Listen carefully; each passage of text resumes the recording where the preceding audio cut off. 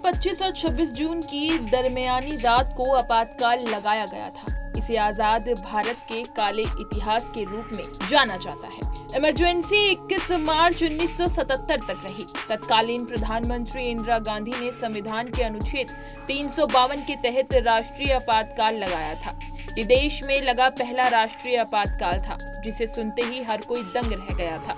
ये इमरजेंसी ऐसी थी जिसे आज भी लोग सुनकर सहम जाते हैं। सरकार के खिलाफ आवाज उठाने वालों को जेल में बंद किया जा रहा था। कई पत्रकारों को, कवियों तक को सलाखों के पीछे भेज दिया गया था। ऐसे में चलिए जानते हैं कि आखिर इमरजेंसी लगाई क्यों गई थी और सबसे पहले इसके बारे में किसे पता चला था। देश की स्थिति की बात करें तो इंदिरा गांधी के नेतृत्व में केंद्र सरकार ने देश में असामान्य परिस्थितियों और स्थिति को देखकर आपातकाल की घोषणा करने का फैसला लिया था। इसके पीछे कई कारण थे, जिनमें राजनीतिक अस्थिरता, बढ़ती सार्वजनिक असंतोष और विपक्षी नेताओं की गतिविधियां शामिल थी। वहीं अनुच्छेद 352 की सिफारिश की बात करें तो इमरजेंसी के बारे में सबसे पहले राष्ट्रपति फारूकुद्दीन अली अहमद को बताया गया और उनसे आपातकाल की घोषणा करने के लिए अनुच्छेद 352 के तहत एक सलाह दी गई थी। ये अनुच्छेद देश की सुरक्षा को खतरा मानते हुए आपातकाल की स्थिति की घोषणा की अनुमति देता था।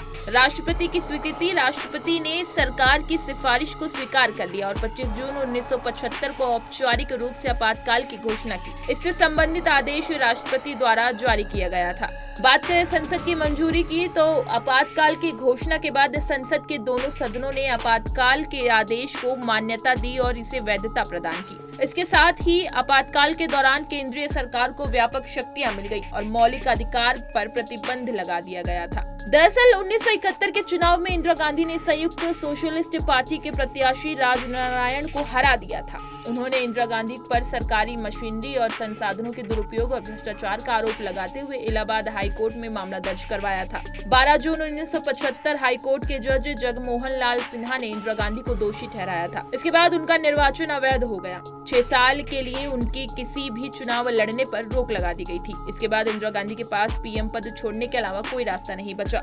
ऐसे में इंदिरा गांधी ने सुप्रीम कोर्ट का दरवाजा खटखटाया, जहां जस्टिस VR कृष्ण अय्यर ने इलाहाबाद हाईकोर्ट के फैसले पर पूरी तरह रोक नहीं लगाई, लेकिन सुप्रीम कोर्ट ने उनको पीएम बने रहने की अनुमति प्रदान कर दी।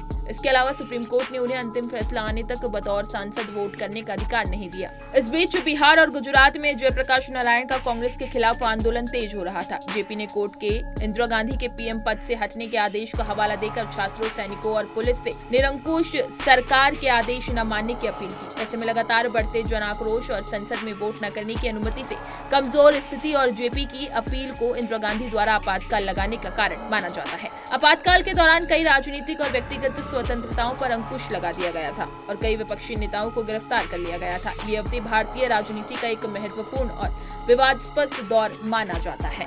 इसी तरह की तमाम खबरें और अन्य अपडेट्स के लिए बने रहिए हमारे साथ और देखते रहिए punjabkesari.com।